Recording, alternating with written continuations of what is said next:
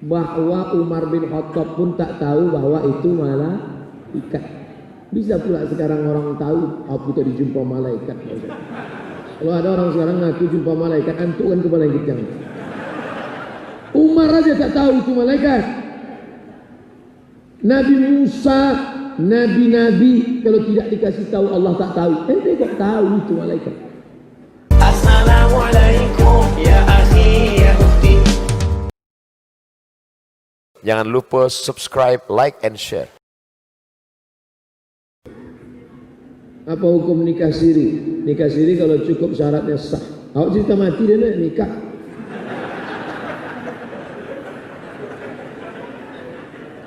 Ada mempelai laki-laki, ada wali, ada dua saksi, ada mahar, ada ijab, ada qabul. Cukup rukunnya nikah itu sah.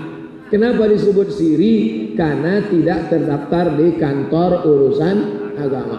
Ada mempelai laki-laki, ada wali, ada dua saksi, ada mahar, ada ijab, ada qabul. Aku nikahkan engkau dengan anakku dengan mahar sebentuk cincin emas tunai.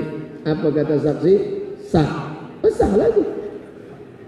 Walaupun tak tercatat di KUA. Namanya nikah siri. Tapi saya sampaikan kepada perempuan, jangan kalian nikah siri. Karena kalau kalian nikah siri, habis itu pergi laki-laki itu sampai mati kalian tak bisa nikah lagi. Habis nikah siri, pergi dia merantau ke Malaysia 10 tahun. Tak kabeh indak batali. Macam mana mau nuntut ke pengadilan? Macam mana mau nuntut? Tunggulah sampai mati. Karena tak bisa cerai. Tapi kalau nikahnya tercatat di KUA, laki-laki itu sudah diikat. Diikat dengan apa? Sirat ta'liq. Baca sirat ta'liq. Kalau saya meninggalkan istri saya 6 bulan lamanya, tidak memberikan nafkah zahir dan batin, atau menyakiti fisiknya, dia datang ke pengadilan agama, maka hakim menjatuhkan talak satu dengan membayar iwat 10.000, maka jatuhlah talak satu kepadanya. Itu hanya bisa kalau tercatat di KUA. Maka jangan mau nikah siri. Jangan mau nikah siri. Laki-laki untung, dia enak saja. Ini saya bercerita ini sebagai keluarga perempuan, karena ada jamaah perempuan. Kalau laki-laki tak saya bahas. Dua, bahayanya nikah siri. Kalau nanti laki itu mati, meninggal dunia, kebetulan istri pertamanya ada. Yang biasanya nikah siri kan istri kedua, ketiga. Menuntut dia, mana bagian tak mau istri pertama ngasih. Mana surat? Tak dapat. Anak nanti membuat akte kelahiran. Pokoknya banyaklah. Kalau nikah siri model begini. Sekarang banyak lagi nikah siri model lain. Wali tak ada, saksi tak ada. Dianggapnya kata nikah siri. Mahasiswa sama mahasiswi duduk di kantin. Aku nikahi engkau dengan mahar semangkok bakso. Yang jadi saksi siapa bang? Malaikat-malaikat yang bersama kita. Itu zina aja. Itu tak betul. Jadi kesimpulan nikah siri ini, kalau cukup rukun syaratnya maka nikahnya sah secara fikih. Tapi secara negara tidak sah. Jangan mau nikah siri karena lebih banyak mudaratnya. Kenapa banyak suami nikah diam-diam?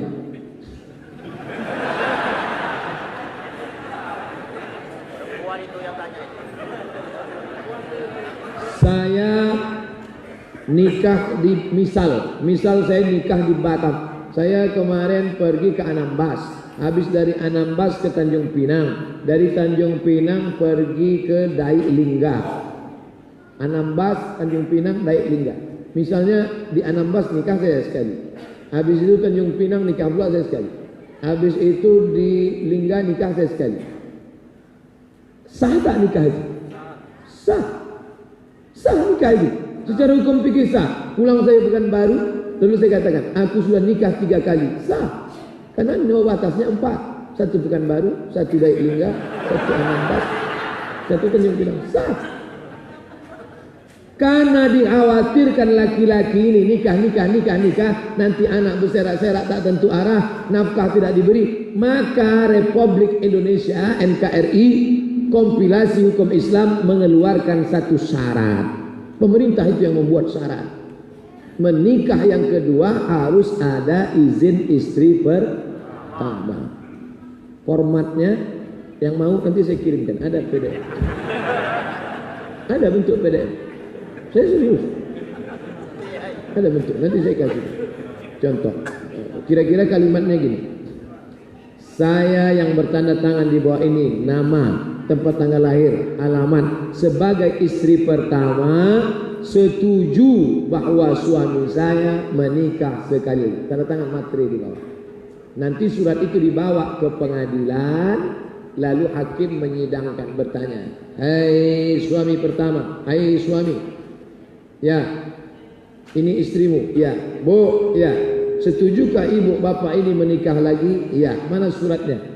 Kalau setuju baru sah." Itu dibuat negara supaya laki-laki jangan semena-mena. Tapi laki-laki ini takut, maka dia diam-diam. Itulah asal usul nikah siri, nikah diam-diam. Jadi kesimpulannya, suami yang nikah diam-diam itu karena takut. Kenapa dia takut? Bini itu garang. Coba ibu baik-baik aja, pasti dia tak diam-diam.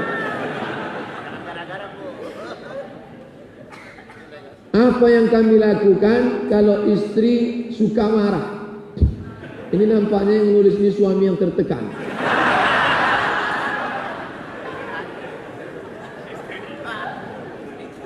Apa yang kami lakukan kalau istri suka marah? Bapak kenapa macam kehilangan akal? Dulu pandai bapak merayu, ya. Sekarang ini kenapa macam bodoh? Coba balikkan memori masa lalu. Balik. Cumana dulu bisa menikah dia? Oh adinda, kau lah bulan, kau lah bintang, setengah napas ku pergi. Coba balik. Jadi kita ini perlu mengulang masa lalu, karena sudah terlalu lama bersama, mungkin hilang error ya. Nah tuh, pergilah jalan-jalan, pergi ke jembatan Barela. Nah, tegak bersama, tengok-tengok ke bawah. Nyantulah kan? Ustaz, saat ini banyak masjid yang menutup pintu hingga tak boleh i'tikaf. Gimana menasihati pengurus masjid, Pak Ustaz? Masjid ini bukan punya kita. Wa annal masajida lillah. Masjid ini punya Allah. Ini masjid bukan punya kita.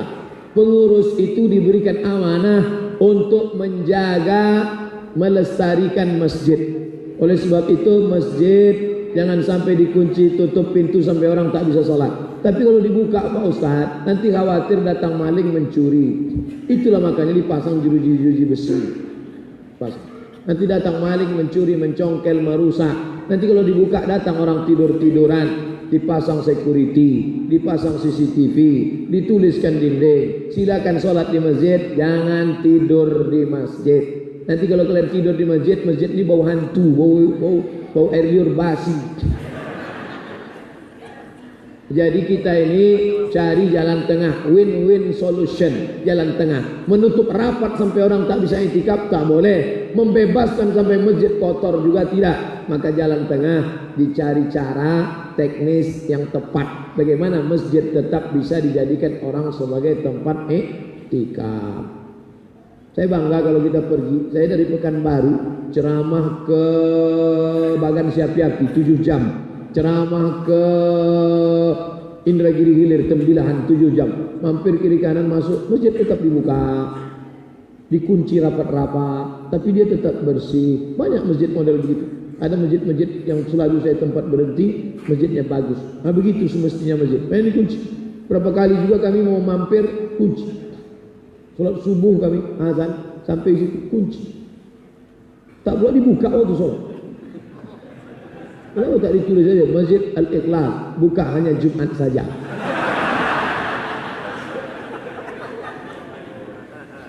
Berikan saya kami semua nasihat Pak Ustaz. Dari tadi udah nasihat aja.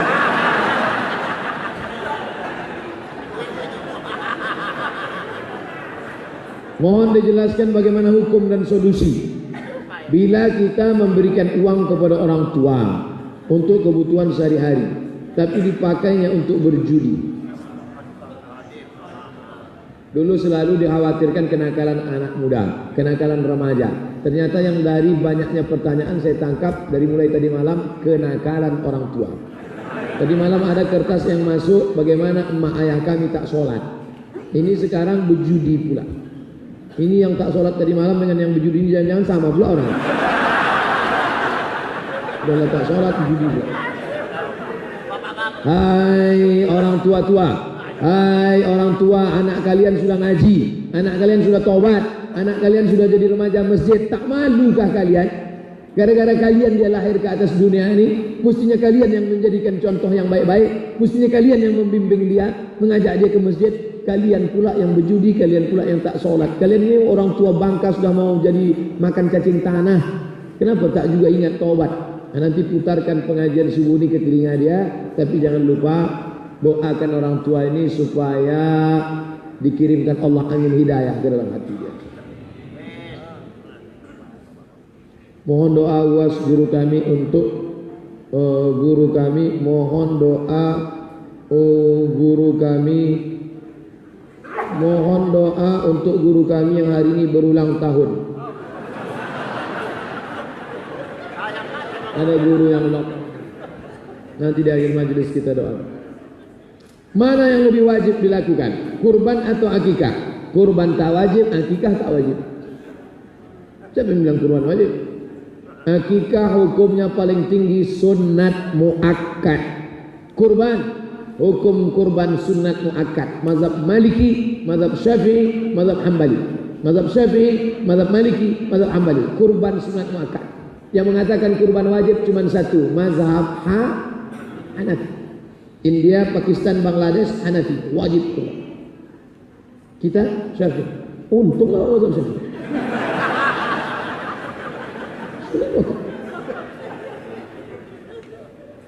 Tidak ada wajib. Apabila orang tua kita belum mampu untuk melakukan akikah, bolehkah anak tersebut akikah sendiri? Boleh. Mana dalilnya? Aqwa an nafsi ba'dama bu'itha nabiyan. Nabi mengakikahkan dirinya sendiri setelah jadi nabi. Kata Syekh Albani, hadis itu sahih. Mazhab Syafi'i, buka pendapat Imam An-Nawawi, meninggal tahun 676. Imam Nawawi berkata, boleh mengakikahkan diri setelah dewasa kalau punya duit. Apa? Tak ada duit dulu waktu kecil, orang tua belum mengakikahkan, ibu belum akikah. Sekarang ada duit, balik dari sini beli kambing. Nanti siang saya datang, soal. Saya mesti lama lagi sini. Saya balik hari Ahad pagi. Siapa yang mau akikah, akikahlah. Nanti siang kita makan kambing, nanti malam makan kambing, besok pagi makan kambing, hari Sabtu makan kambing, sampai pagi Ahad yang mau akikah, akikah. Boleh. Tapi kalau sudah umur 40-30, akikah saja. Jangan minta cukur rambut pula.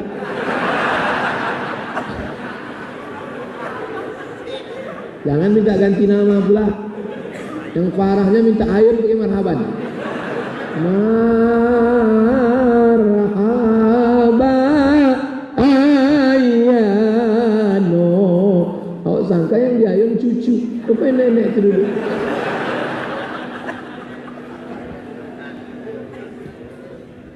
Sebelum almarhum adik saya meninggal dunia, beberapa hari sebelum kejadian itu dia bercerita, katanya ada sesosok mata tajam menengok dia, berpakaian jubah, sehingga dia ketakutan, lari pontang-panting.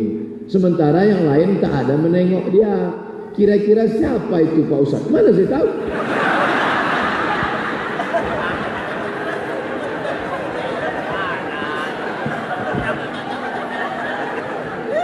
Datang, Nabi sedang duduk.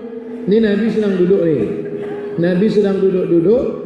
Tiba-tiba datang seorang laki-laki. Rambutnya sangat hitam, bajunya sangat putih, tapi tak ada orang yang kenal. Ditempelkannya lututnya ke lutut Nabi. Duduk rapat, bersatu lutut dia dengan lutut Nabi. Lalu orang itu bertanya, apa kata dia? 3. Ma huwal iman, ma huwal Islam, ma huwal ihsan. Apa itu iman? Apa itu Islam? Apa itu ihsan? Selesai itu orang itu pun pergi. Nabi bertanya kepada Umar, Umar,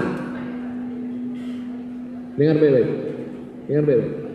Umar, kau tahu tak tadi itu siapa? Umar tahu tak tadi yang datang itu siapa? Kata Umar, aku tak tahu. Kata Nabi, itu tadi yang datang itu Jibril alaihissalam. Apa yang mau saya sampaikan dari hadis ini? Bahwa Umar bin Khattab pun tak tahu bahwa itu malaikat. Bisa pula sekarang orang tahu aku tadi jumpa malaikat. Kalau ada orang sekarang ngaku jumpa malaikat, antuk kan kepala yang kejang. Umar aja tak tahu itu malaikat. Nabi Musa, nabi-nabi kalau tidak dikasih tahu Allah tak tahu. Ente kok tahu itu malaikat? Ngaku berjumpa malaikat adalah dusta di atas dusta bohong. Kecuali Allah Ta'ala memberikan ilham baru. Jadi kalau saya kata, mungkin yang mematap atau dengan mata. Kalau jin mungkin, jin mengaku-ngaku. Jadi kalau kita sedang berzikir, la ilaha illallah, la ilaha illallah, tiba-tiba datang, hai Abdul Somad, berhentilah engkau berzikir, dosamu sudah kuampuni, kau tak usah lagi sembahyang, kau sudah kuangkat jadi wali. Setan itu. Kenapa? Karena bisikannya membuat lalai daripada Allah Subhanahu wa taala. Nanti pas mau sakratul maut, siapapun yang datang, bagaimanapun jubahnya, bagaimanapun tajam matanya, apapun yang datang, kalau dia melalaikan daripada Allah, jangan ikut. Itulah mengapa kita mesti banyak berzikir supaya kita dibimbing Allah Ta'ala, ditolong oleh para malaikat yang punya jimat-jimat, yang rajin ke dukun, yang berkawan sama jin hantu setan, yang masih memberikan sajen-sajen. Berhentilah, karena kalau kalian tak berhenti, nanti pas mau sakratul maut dia datang menyesatkan, menyebabkan mati su'ul khatimah. Yang masih megang keris-keris kecil disimpan untuk supaya perkasa, yang masih pakai cincin-cincin ada jin di dalam, buang, campakkan ke laut luas di Batam, campakkan ke laut. Yang masih megang-megang keris masih ada di rumah, di dalam keris itu ada. Ustadz kemarin kerisnya 3 di rumah. Ada kerisnya 3. Satu dari Jogja, satu dari Masjid Jogokarian, satu dari Lembaga Adat Melayu Riau waktu penobatan Datuk. Ada, tapi tak ada jinnya di dalam. Saya sekedar suka saja.